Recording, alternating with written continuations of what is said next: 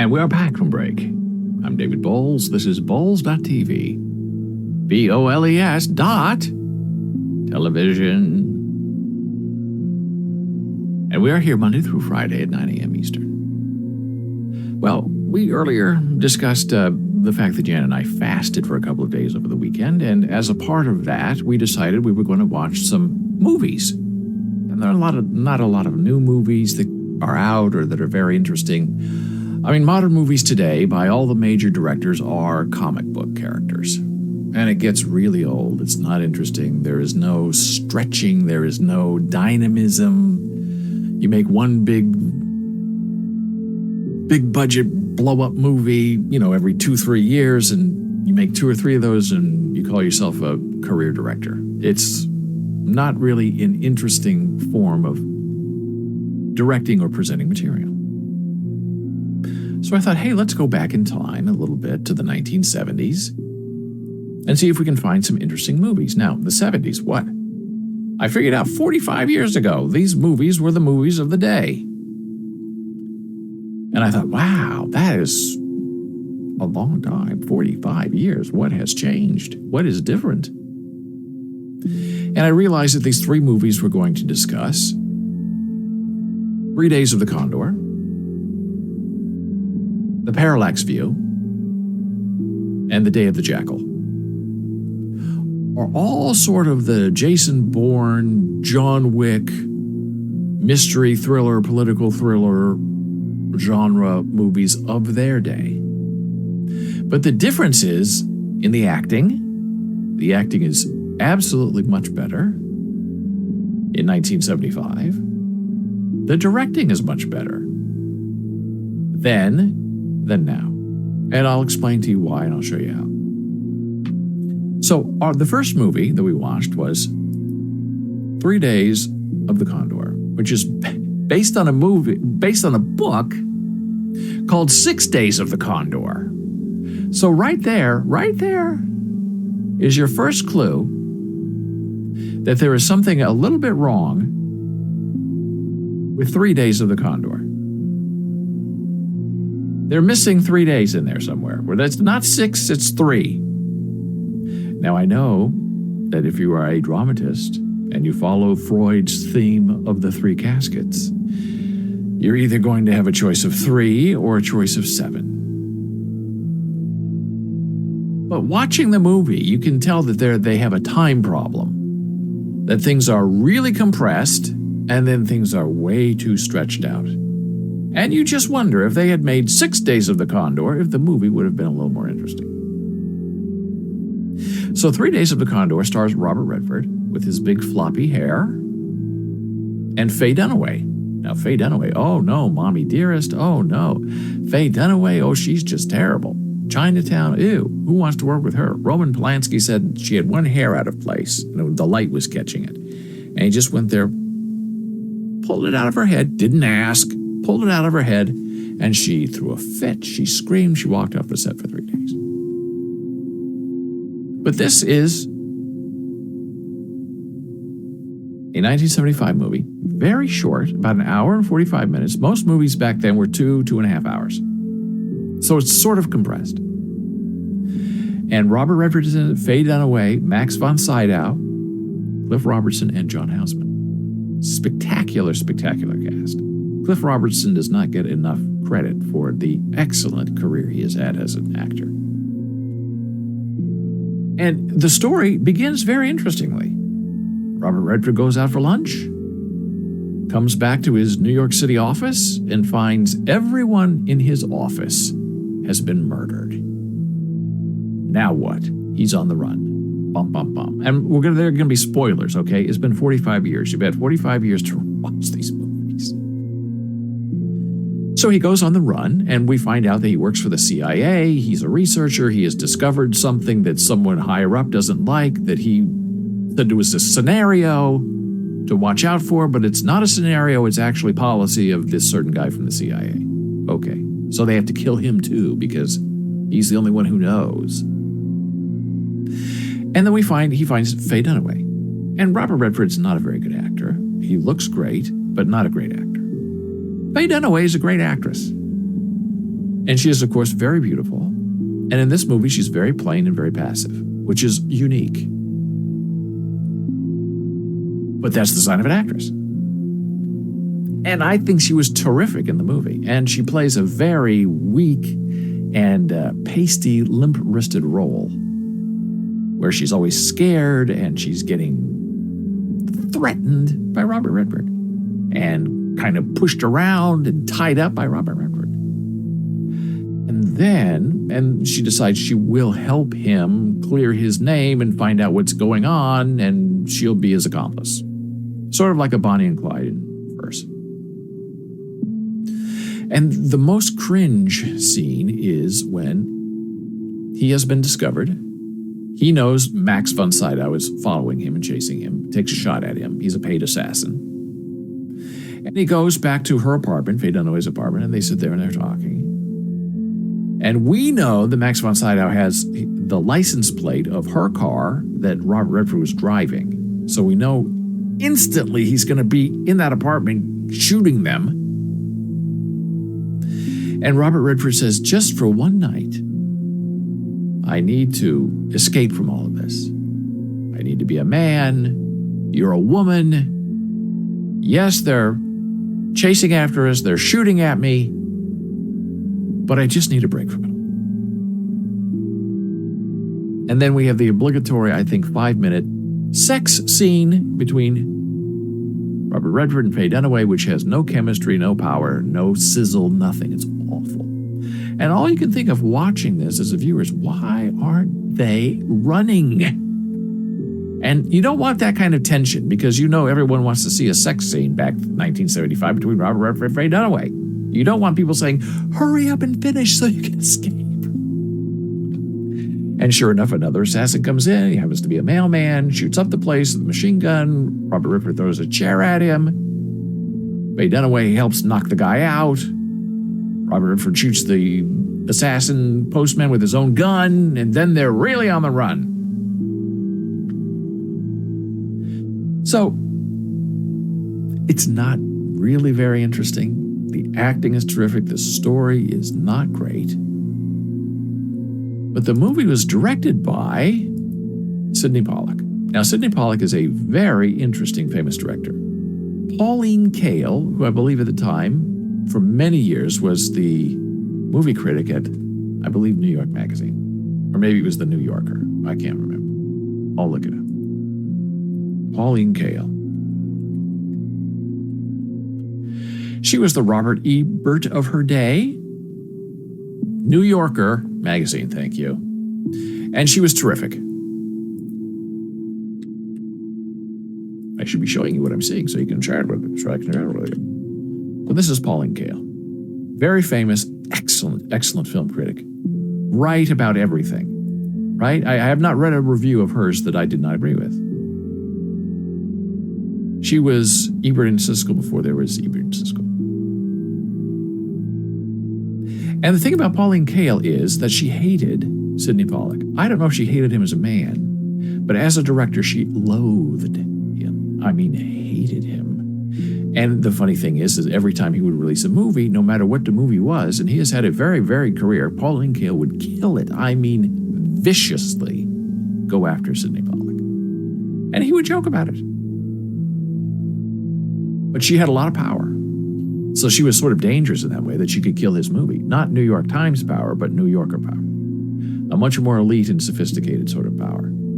And readership. So that's Sydney Pollock. He's no longer with us. He died in 2008. But he made a lot of movies with Robert Redford. Out of Africa. He also directed Tootsie. So he this is what's interesting about Sydney Pollock. He has great talent. He can direct Tootsie. And then in the same career, he can also direct 3 Days with the Condor. Now you would think, oh, that's easy. That's what directors do. Not anymore. Now they're all stuck in their genres. Where if you're a big action Michael Bay movie producer, you're not going to be able to direct a quiet movie. So here are some of his credits. And he was an actor and a producer. They Shoot Horses, Jeremiah Johnson, right? Another Robert Redford movie. The Yakuza, 3 Days of the Condor, yes. Bobby Gifford, The Electric Horseman. Robert Redford movie, Absence of Malice, Out of Africa, Robert Redford. The Firm, The Interpreter, Amazing Grace. Okay, big talent. 3 Days of the Condor. I give it 6 out of 10. Now, here's another staple of the 1970s. Warren Beatty, The Parallax View. With Hume Cronin, William Daniels, and Paula Prentice. Paula Prentice is really very interesting in this movie, and she's killed, I think, within the first 10 minutes. It's like, what happened? Finally, we have this wonderful actress who's terrific, married Richard Benjamin for many years, and she's dead. And Warren Beatty has the big floppy hair. Again, not a great actor. A little bit boring. Doesn't have any makeout scenes like Robert. He's just sort of there being hunted.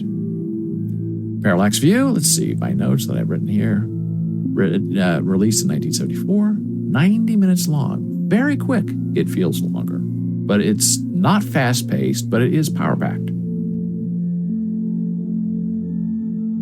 And this is an interesting story. They say it's like about the JFK assassination, but for me watching it, even though this was before my time, it was more Bobby Kennedy's assassination than JFK's. Because Bobby Kennedy was shot in a hotel, gunned down by an unknown gunman, posing as a kitchen staff waiter, and that's how the movie opens, with this very popular senator who is gunned down by a lone gunman, but there's actually a second gunman there. The lone gunman is shot and killed, and then Paula Prentice comes to Warren Beatty, works at a newspaper, and says, hey, I'm scared. I need help. Because everyone who was in that room when the senator was shot is dead. And I'm next. And Warren Beatty says, oh, it's not you. And the next scene, she's dead. And Warren Beatty says, oh, there is something going on. So Warren Beatty goes out and dances around, gets hired by the assassination company that's killing all the witnesses. And then in the end, he is set up to be the killer of another senator candidate. So the theme of the movie is government is corrupt. We have assassinations by paid assassins. And we can set you up to make you look like the bad guy, even though you're the good guy all along.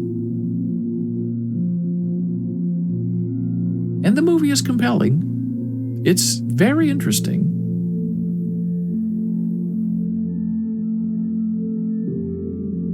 But also you need to know what parallax means. Parallax is a movie term, is how I know it, but it has many other meanings. And we'll just briefly look at this. This is what parallax is, viewpoint A and viewpoint B, which is really terrific because that's what this whole movie is about. And there's really only one viewpoint in that the government and its operatives are out to silence dissent.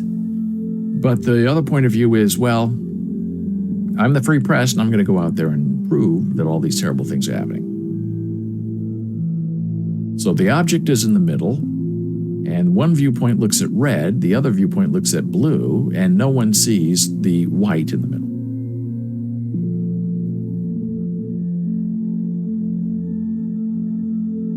A simplified illustration of the parallax of an object against a distant background due to a perspective shift. When viewed from a viewpoint A, the object appears to be in front of the blue square.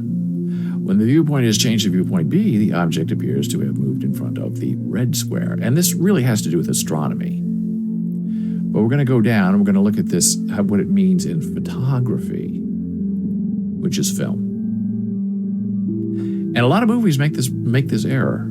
And when I was a film student at the University of Nebraska Lincoln, I studied this a lot because I thought it was fascinating. A parallax error can be seen when taking photos, movies,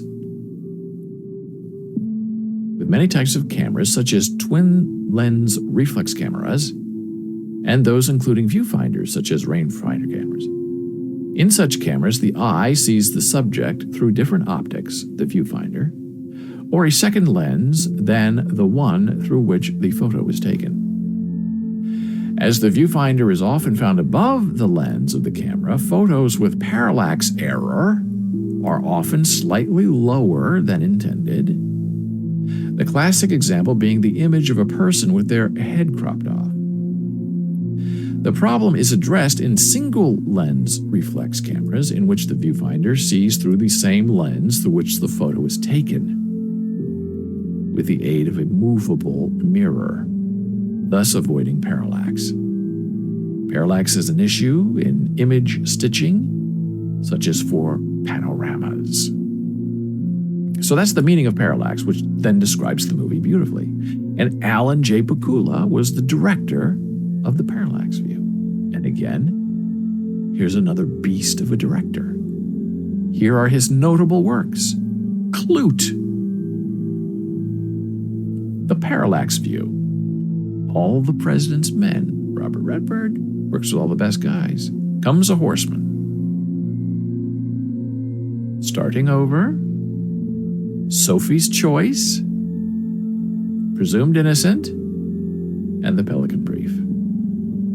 Now, what modern, current movie director has anywhere near that kind of range of directing? Funny, comedy, serious, straight, political, Western. There isn't one. And he died in 1998. Big superstar. Now, here's what's super interesting about those two movies. Three Days of the Condor and The Parallax View.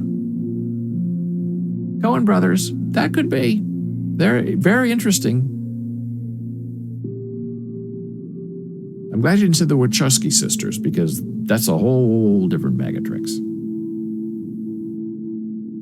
And I know Steven Spielberg really believes that he is that, but Steven Spielberg to me is always saccharine, overly sweet, overly perfect, and not very interesting.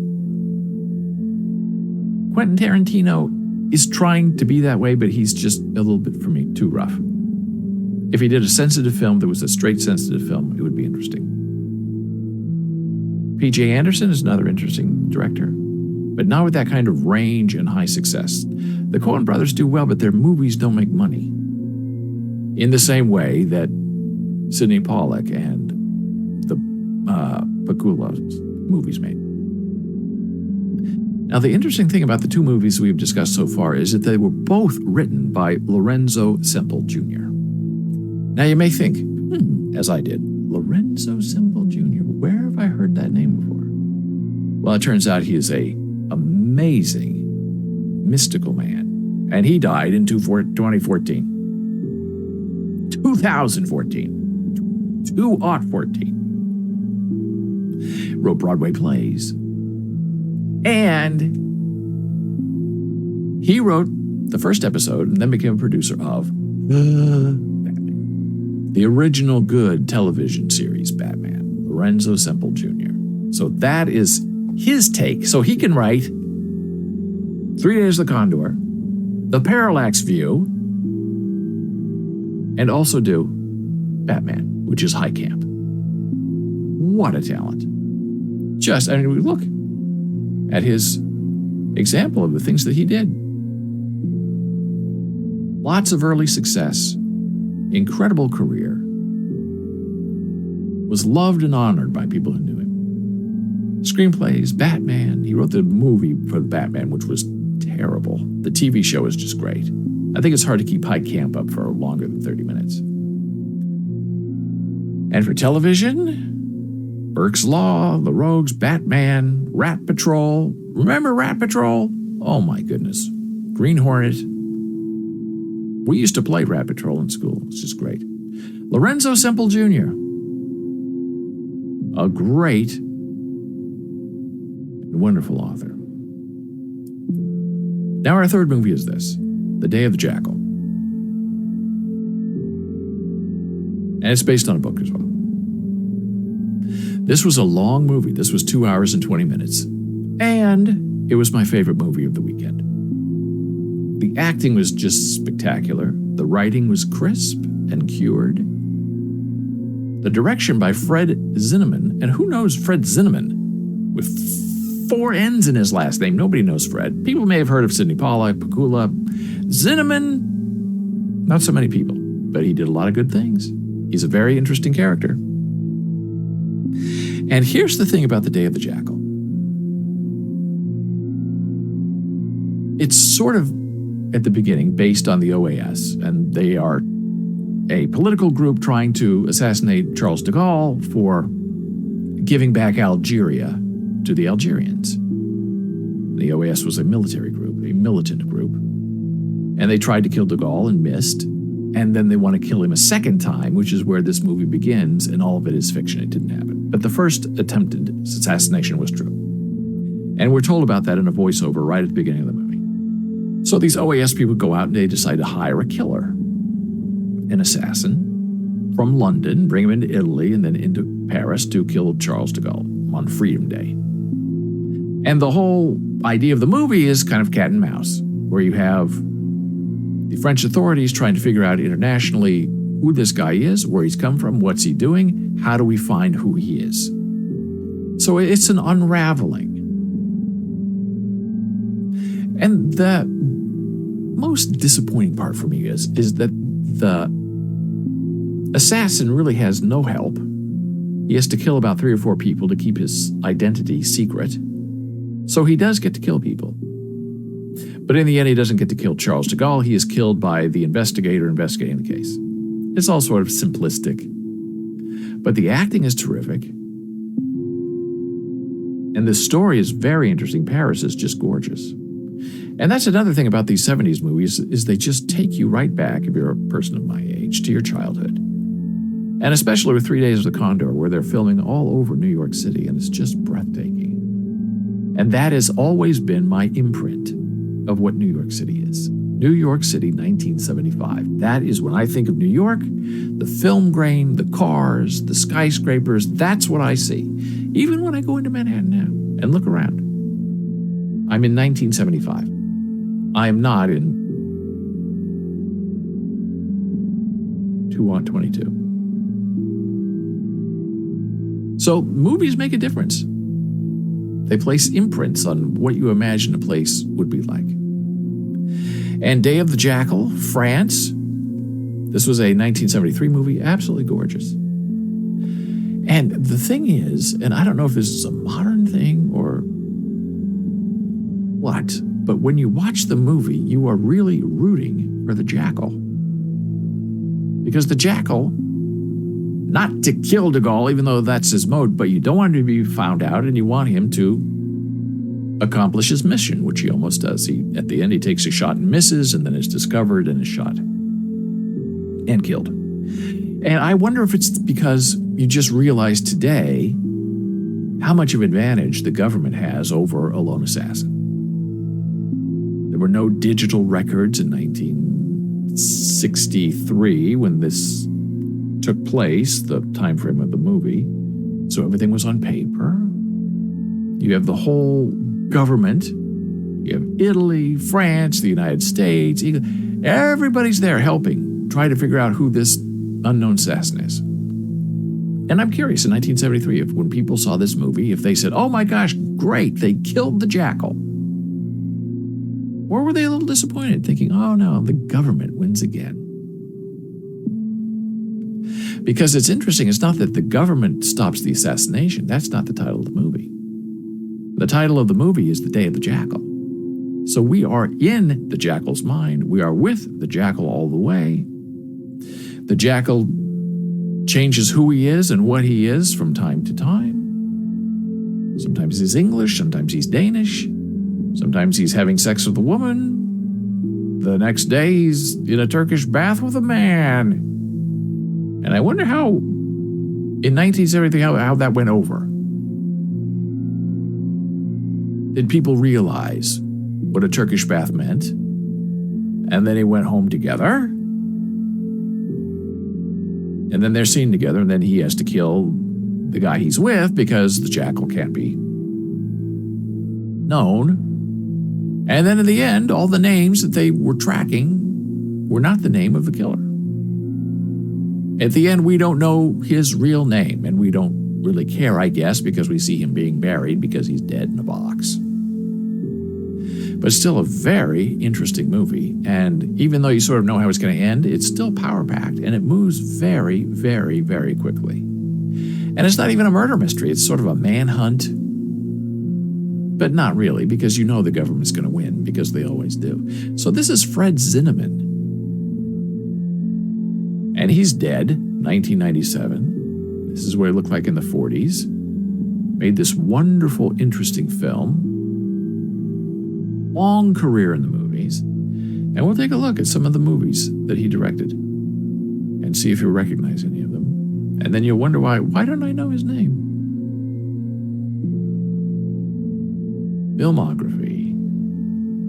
The Seventh Class. Hey, there's Gordon. 2 points. One is that I spelled Coen Brothers correctly, and the other is that our good friend Box Office Mojo, that shows box office returns, seems to say that their movies do make money. No Country for Old Men did $171 million worldwide on a $25 million budget.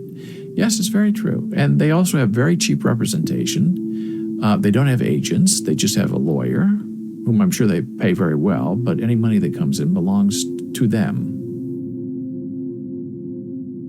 I think that's probably their most successful movie so far. Although Fargo was good, and Fargo now has a TV spinoff, so they're making money from that as well. So you can see Fred Zinnemann has a very long and storied career. A Man for All Seasons, Day of the Jackal, Julia, 5 Days, One Summer.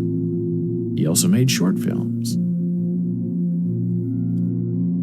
And unfinished films, that's always a problem. So Fred Zinnemann may not be as well known as Alan J. Pakula and Sidney Pollock, but boy, oh boy, he knows how to direct. He knows how to tell a story. He knows how to move a plot forward. Now we're going to take a very brief break and come back. We're going to talk about Jessica Seinfeld. And I keep saying in my mind Jessica Simpson, but it's Jessica Seinfeld. And I'm saving this for the end because I get very riled up talking about her. And I'm going to be all wound up. And then you can't think straight when you're trying to do the rest of the stream. So I'm finishing the stream today with Jessica Seinfeld.